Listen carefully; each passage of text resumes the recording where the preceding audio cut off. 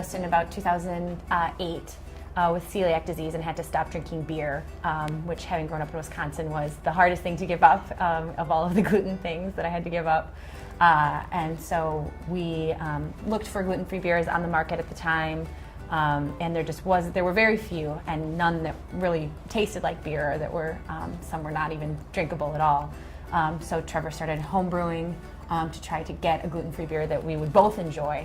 And then when she got diagnosed, I tried homebrewing an all-grade batch, again, but I wound up having just, cleaning for hours and hours after the brew. So I wound up stopping homebrewing altogether, but kind of missed it, wanted to get back into it, and said, well, maybe I can try homebrewing gluten-free beers. It took us about 2.5, almost 3 years just to develop a really good tasting gluten-free beer, because I really like craft beer, and I just wanted to make a craft beer that just happened to be gluten-free. The first beer we introduced was our Farmhouse Ale, which is brewed with a base of sorghum, rice, and honey to give it a nice blend. And then we use a Belgian yeast, which gives it a very nice rustic flavor with a note of crisp apple as well. And it's very nice to enjoy on a hot summer day. Then the other one we have is our Hollywood Nights. It's a blonde IPA. This one is dry hopped with Chinook, which gives it a really nice citrus, piney flavor. And it's made with sorghum, rice, honey, and millet. So what we can't brew with are wheat, barley, or rye, and barley being the main ingredient that is left out, because that's the base for most beers. It's just a really good beer. It happens to be gluten-free, which is excellent for people who, like me, who have to have a gluten-free diet, but it just also is, Trevor does an amazing job of making it just taste really, really good. Just a craft beer that happens to be gluten-free. In the next, actually, couple of months, we've got a bunch of especially limited release beers that we're going to do.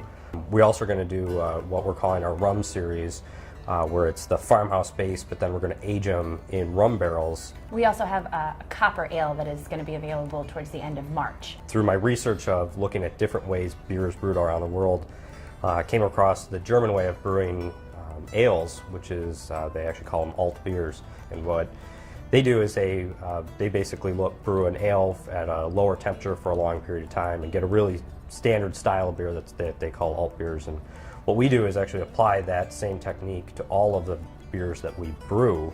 The other steps we have to take to make it gluten-free are just making sure all of our equipment is new. We don't use other equipment that has been used by other brewers before. We have our own dedicated room in the back with a HEPA filter with our own air supply. It's positive pressure so that if the door is cracked a little bit, air flows out so that we can keep it as clean as possible in there.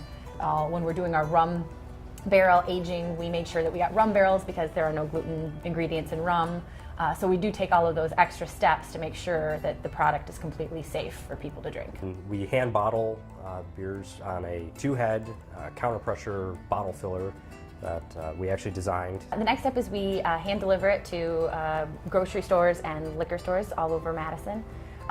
We are available at a lot of locations, and you can find everywhere that we're available on our beer finder on our website, altbrew.com. And it shows a map with pins everywhere that we're available. We're adding new locations all the time. And we're also available at Jack's Dining and Tap House.